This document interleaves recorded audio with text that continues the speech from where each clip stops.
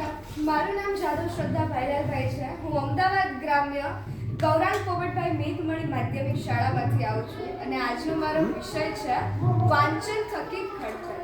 કે જિંદગી એ બીજું કશું નથી, બાપન પત્તાની રમત છે. એકો અધૂરી ગુલામ બાદશાહ ભાગ્ય તણી સોગાત છે. કહો નહીં કે નબળા પાના મળ્યા અમારે હાથ છે. કડા શીખી લો રમવાની તો જીત તમારી સાથ છે.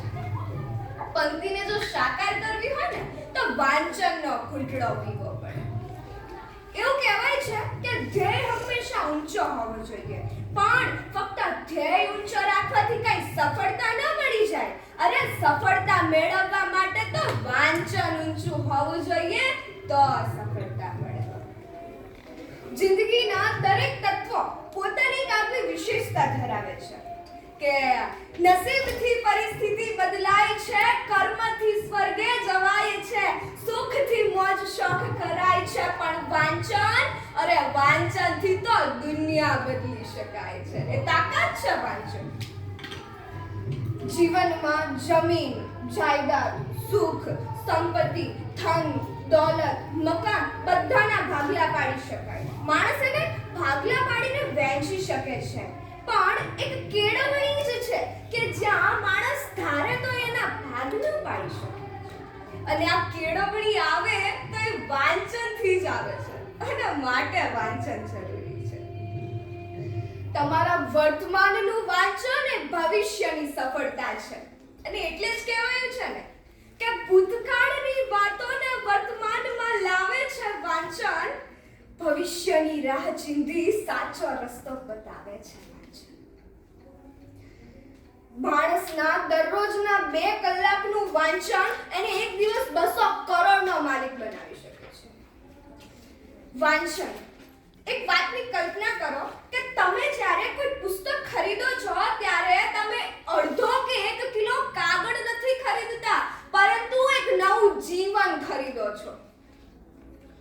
વિદ્યાર્થી કાળની એક ઈચ્છા હોય છે કે મારે સારા ટકા સહિત પ્રથમ ક્રમાંક મેળવવો છે, પણ એના માટે મોબાઈલની સ્ક્રીન ઉપર આંગળીઓ ફેરવવા કરતા પુસ્તકના પાના ફેરવવા પડે. વાલા, ત્યારે પોતાનું સ્વપ્ન સાકાર કરી શકાય છે. બાળ માણસની એક તકલીફ છે કે વાંચવું તો છે પણ થતું નથી. એક વાત સમજો કે જિંદગીની દરેકે દરેક બાબત એની મેળાએ થઈ નો જાય, એને કરવી પડે. ઉઠાય નહીં, ઉઠવું પડે. વંચાય નહીં, પણ વાંચવું પડે.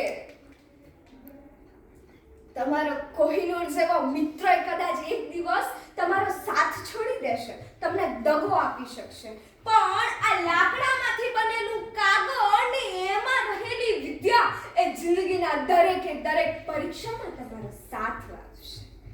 વાંચન એ સૌથી શ્રેષ્ઠ રોકાણ છે, કારણ કે એનું વ્યાજ જ્ઞાન અને શાંતિના રૂપમાં હોય છે. વાંચન શું છે એનું એક ઉદાહરણ આપીશ કે કૂવાના દેડકાને દેડકો જ્યારે કૂવામાં હોય ત્યારે એને એવું થાય કે હું સૌથી શ્રેષ્ઠ છું. કારણ કે એને સમુદ્ર જોયો નથી, પણ જ્યારે એને સમુદ્રમાં મૂકવામાં આવે ત્યારે એને એમ થાય કે હું જ મારી જાતને શ્રેષ્ઠ માનતો હતો ને, એ તો મારો ફક્ત અભિમાન જ હતો. બસ એવી જ રીતે જો આપણે પણ આ સંકુચિત કૂવામાંથી નીકળીને વિશાળ સમુદ્રમાં પોતાની નામના હાસિલ કરવી હોય ને તો પહેલા એ મોબાઈલની દુનિયામાંથી નીકળીને પુસ્તકોને મિત્રો બનાવવા પડે. આજે મહાપુરુષો આપણી સાથે નથી રહ્યા, પરંતુ એમના આત્મકથાઓ, નવલકથાઓ, નાટકો અને વાર્તાઓના વાંચન થકી જ આપણે એમના જીવન અને એમની લાગણીઓ અને એમનો કહેવાનો જે ઉદ્દેશ્ય છે ને એને સિદ્ધ કરી શકીએ છીએ. એ તાકાત છે વાંચન. અને એટલે જ કહેવાયું છે ને કે વાંચન એટલે જ્ઞાનનો સમુદ્ર જે જીવન પથ ઉજાડે છે. પુસ્તકો છે મિત્રો સાચા જે હર પળ સાથ નિભાવે છે.